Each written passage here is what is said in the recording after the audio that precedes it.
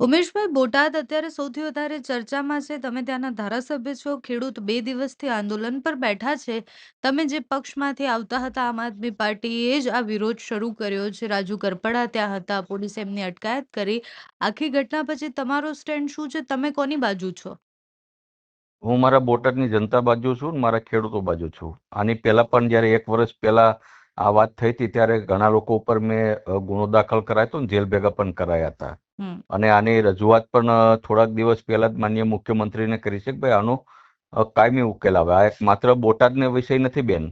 બોટાદમાં તો અમારે ખેડૂત જાગૃત છે એટલે બાકી ગુજરાતના તમામ ખેડૂતો જેટલા પણ માર્કેટિંગ યાર્ડ છે ને એ તમામ માર્કેટિંગ યાર્ડમાં ખેડૂતોનું શોષણ થાય છે મેડમ. હમ. એ કપાસનો પાક હોય તોય ભલે, મગફળીનો પાક હોય તોય ભલે, હમ. એ ચોટીલા હોય તોય ભલે, કે પછી કોઈ બી સૌરાષ્ટ્રનું માર્કેટિંગ. હમ.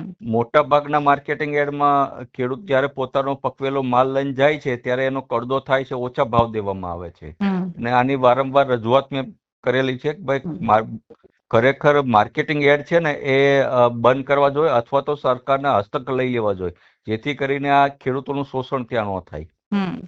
આમ આદમી પાર્ટીએ આ મુદ્દો શરૂ કર્યો છે, ફરીથી ઉઠાવ્યો છે, તો તમે એમનો સાથ આપીને વિરોધમાં જશો? ખેડૂતોને મળવા જવાના?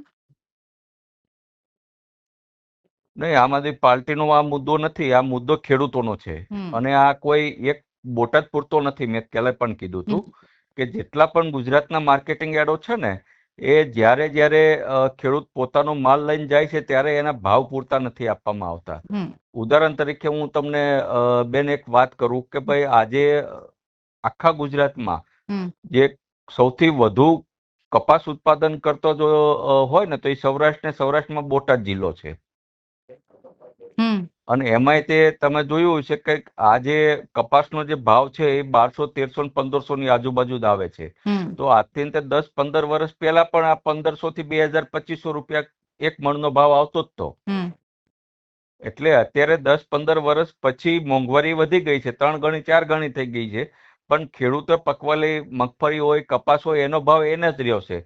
એનું માત્ર ને માત્ર જો કોઈ કારણ હોય ને હમ. તો એ આપણે ગુજરાતની જનતા જ છે, આ ખેડૂતો જ છે. હમ. એટલા માટે કે વારંવાર 30 વર્ષથી એક જ પાર્ટીને મત આપે છે, એ ભાજપને.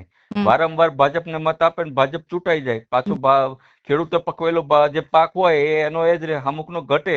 હમ. ખેડૂતો પકવેલો પાક જ એવો છે કે ઘટે છે. બાકી ગુજરાતમાં એક પણ વસ્તુ એવી નથી કે જે ઘટે છે. 3 ગણી 4 ગણી થાય છે. હમ. પણ ખેડૂતે પકવેલું પાક, મગફળી હોય, કપાસ હોય, કોઈ બી તુવેરદાર હોય, એનો ભાવ જ ઘટે છે. બાકી તમે કોઈ બી આઈટમ જોઈ લો એ વધે જ છે. હમ. એ માત્ર ને માત્ર જો કોઈ કારણ હોય ને તો એ ભારતીય જનતા પાર્ટીનું 30 વર્ષનું શાસન છે.